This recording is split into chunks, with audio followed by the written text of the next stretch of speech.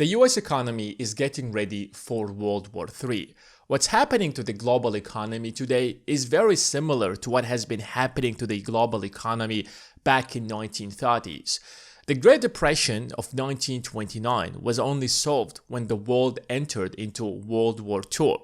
And this crisis is about to get so big that the world will have no other choice but to start another major war. And at first, this seems like a huge exaggeration. What exactly are you talking about? But if you zoom out and study the Great Depression very carefully and compare that to today, you will see a lot of similarities, even though that the two crises are extremely different. The only difference between the Great Depression of 1929 and today is that today's crisis is going to be a lot worse than 1929. If you go back to the Great Depression and ask yourself, why exactly did we have such a huge crisis? Right before 1929, the stock market was growing faster than ever and everybody was making a lot of money. But the problem is that a lot of people borrowed a lot of money to invest in different assets, and we have created one of the biggest bubbles in history. When that bubble burst, prices suddenly started falling down. The problem was that back in the days, we did not actually use fiat money. The dollar was backed by gold, so the government couldn't just instantly devalue the dollar. When you have such a huge crisis, what the government does the first is that you want to devalue the currency in order to devalue the debt, and that will help the economy to get out of the crisis. That's exactly what the US government did after the 2008. We created such a huge crisis that the government had to print so much money. Printing money is exactly what the devaluation of the currency looks like. But how are you going to do that when your currency is backed by gold? Which is why there was a demand problem. You have borrowed so much money, but now you are not making as much money, so you cannot possibly pay back that debt. So prices began falling down. The stock market began falling down. And when prices are falling down, no one is buying. Just take an example of yourself. When you see the price of a stock, for example, falling down, are you buying that stock? Most likely no, because you're thinking that it will continue falling down. But the moment the price of the stock is rising so fast, you're having this fear of missing out, you're having this FOMO, which is why you start buying the stock, even though that it might not be the best time to buy that stock. So, the Great Depression of 1999 was created because the demand completely collapsed and prices began falling down.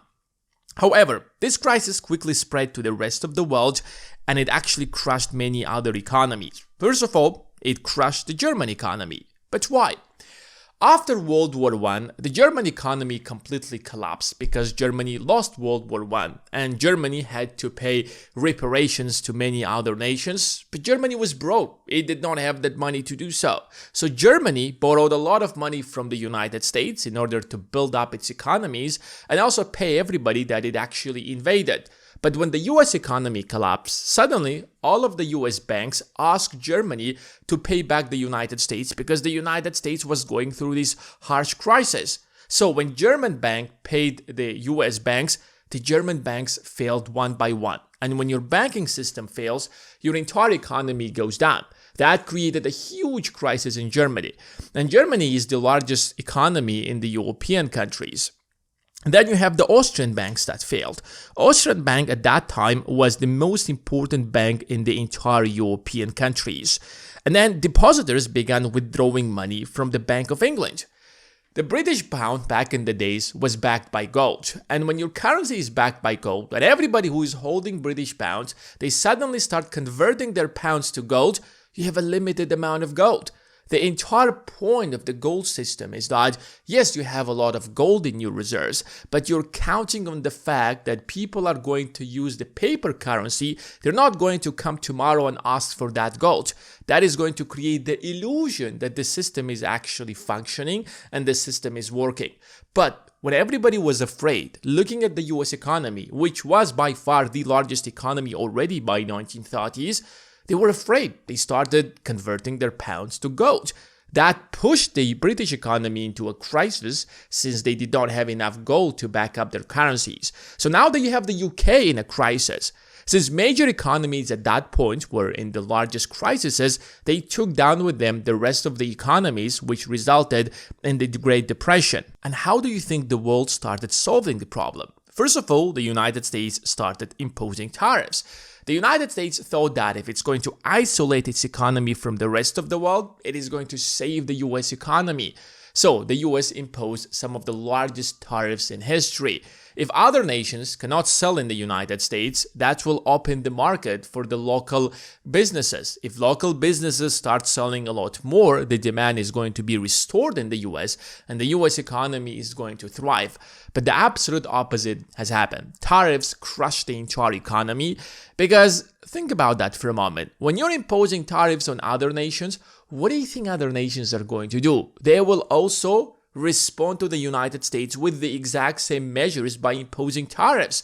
Just like when Donald Trump imposed tariffs on China, China retaliated by imposing tariffs on the United States. So that made the Great Recession or the Great Depression of 1929 a lot worse. Then FDR became the president and he devalued the dollar.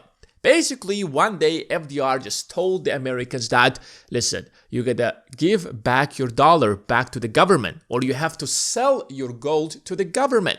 The moment the government collected all the gold in the country, the next day, the government artificially devalued the dollar, so the price of gold instantly spiked by about 40%.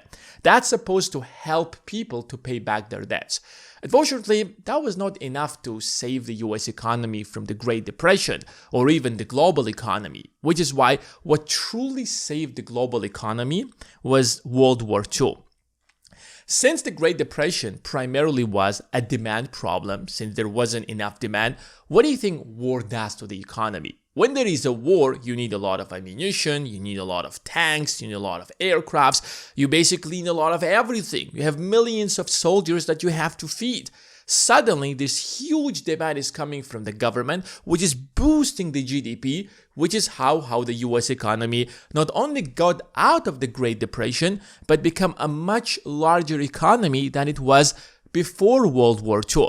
That also boosted the demand in the UK, that boosted the demand in the European countries and many other nations.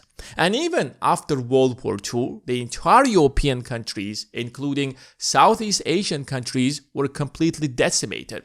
Now there was another question. How are you going to restore these countries? You have to build up the buildings, the basic infrastructure, the bridges, the schools, the roads, and the factories. And to do that, you need to spend a lot of money. Suddenly, spending was back, demand was back, which boosted their economies as well. And if you look at what has been happening over that period of time and you compare it to what you are seeing today, you will see the exact same analogy. Let me show you. The only difference is that back in the days we had a demand-driven problem, now we have a supply-driven problem because the supply chains are completely collapsing. Since Iran has closed the Strait of Hormuz, what do we have now? There is a shortage of oil, there is a shortage of gas, there is a shortage of food, there is a shortage of fertilizers. This crisis is not like the 2008 financial crisis where you can just simply print money and solve the problem. It doesn't matter how much money the United States is going to print. It is not going to create the Qataris LNG. That Qataris LNG is not going to pass through the Strait of Hormuz. It doesn't matter how much money you're going to print. That money is not going to create fertilizers because these products exist in that part of the world and they dominate a huge part of the market, which is why the only way for now to fix that problem is to open the Strait of Hormuz. If you don't do that, the supply chains are going to collapse. And that problem is not just existing in that part of the world. It exists in the United States to begin with. Even though that the United States is the largest oil producer in the world, the United States is an open market. So you have European countries, Japan, and other nations competing for the exact same oil, for the exact same gas, for the exact same fertilizers in the United States, driving prices higher and higher.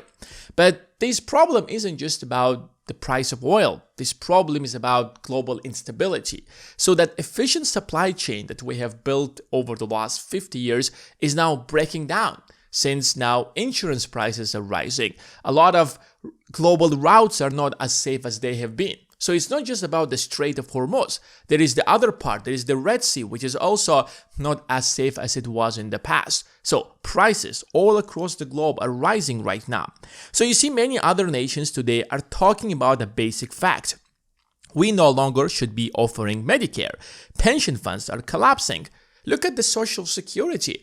In 10 years from now, the United States will announce that no more Social Security payments, at least for the people who are going to retire after that. Even if you look at the numbers, the Social Security before this war was already running out of money by 2034. Now with this war, it is going to get a lot worse. So everybody who is in their 30s, 40s, and most likely not going to get Social Security payments, even if you spend your entire life making payroll taxes. And that's why it's extremely important that every single person that's watching this video will start investing and will build that investing portfolio that will replace your paycheck, because honestly, you don't have any other option, because you won't be receiving a single payment from the government by the time you retire. But the closure of the Strait of Hormuz is also leading other nations to collapse as well. The interesting fact is that Germany is already collapsing just like it was back in 1930s. Germany is already closing factories one by one. Volkswagen, Mercedes, BMW, all of them cutting down. Why? Because Germany is the only nation that is an industrial powerhouse in the entire European countries. It has the largest GDP, and unlike France, it heavily relies on manufacturing. At least France has nuclear technology, but Germany doesn't actually have any nuclear technology. So if energy will stop flowing to Germany, suddenly the entire German economy is going to shut down. This year, Germany is going to have an official recession. Next year, it is going to have an economic collapse. Nations usually have strategic oil reserves, and this strategic oil reserve can last you for some time, but they cannot possibly last you forever. They have purposely were created in order so that if there is an oil shortage in the market, you're going to use those strategic oil reserves until you solve that problem. But it seems like the Strait of Hormuz is not going to be open anytime soon. And Germany cannot possibly keep buying the Russian energy because Russia is under sanctions. Yes, they have lifted the sanctions temporarily, but again, that's for a short period of time. What do you think Germany is going to do after that? And if Germany starts going down, it is part of the European Union. It literally holds the entire European Union together. If it goes down, it is going to take the rest of the European Union. So countries such as Italy, Spain, Portugal, and others are going to suffer. And countries such as India are literally on the brink of catastrophe. There are going to be famines in such nations such as India, Philippines. Hundreds of millions of people live in these nations. They don't have oil and they cannot overpay for oil. If you take European nations, at least if factories will be shutting down, people have the purchasing power to buy oil and gas to a certain extent to heat up their houses.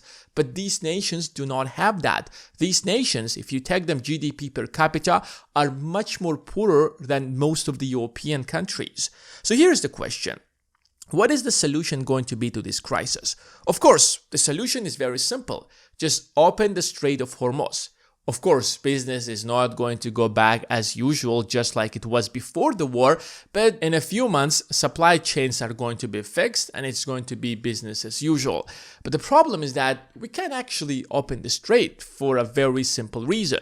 Either it is the United States of America that's supposed to meet Iranian demands, or the United States of America will have to start a ground invasion. Why? If the US will meet the Iranian demands, that means that that's an official defeat for the United States. Because here's what Iran has demanded. First of all, strait will from now onwards be under the control of Iran, and it must be officially recognized by the rest of the nations. Secondly, all sanctions must be lifted from Iran. And thirdly, the United States has to pay for all the damages that it caused due to this war.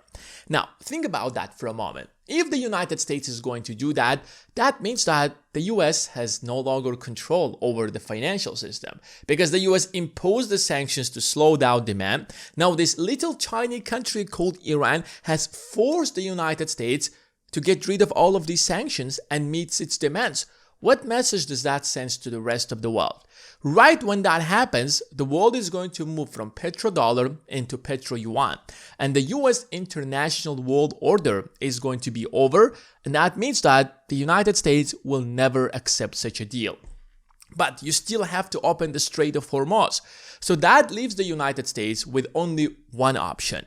Just start a limited ground invasion at least so that you open the strait to a certain extent. That might open the Strait of Hormuz for a short period of time, but Iran is quickly going to find a way to send a few drones into the Strait of Hormuz, and that will close the strait again. So ships will not be able to buy insurance, and if they won't be able to buy insurance, they're not going to sacrifice their huge ships that cost hundreds of millions of dollars to cross the Strait of Hormuz, which will reinforce the problem that we have. So at the end of the day, the only way to open the strait means that there must be a clear winner. And winning this war for the United States is not going to be easy. Maybe the US will start with a limited ground invasion, and then it will realize that it actually needs a lot more troops to open the strait, and then the US will send hundreds of thousands of troops to Iran, which is going to turn it into a huge war. And there is nobody in the world that can stop the United States. Not the European countries, not China, not Russia,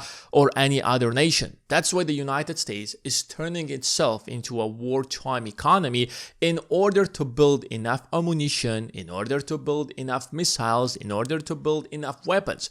Because this war is not going to last for a few months. This war is going to last for another few years. Because the winner of this war is going to determine how the new world order is going to look like. But here's the good news, is that even though that war is bad, the stock market is going to dramatically rise. Why? Because whenever there is a lot of spending in the economy, the currency devalues, but at the same time, revenues or profits are going to accelerate drastically, which means that everybody who is an investor in the stock market is going to make a lot of money. Now, I'm not saying that you should be profiting from the war, but think about it this way. The government soon is going to abolish Medicare. The government soon is going to abolish Social Security payments. And here's the question: what an average person should do? So the only path that is left for the average person is to start investing and build an investing portfolio that will pay you enough so that you can actually retire one day. If you don't choose this path, then you're literally never going to retire and you're never going to have any kind of freedom. So if you want to know what are the best stocks you should be buying right now, then check out the Investing Academy. The link is in the description of this video.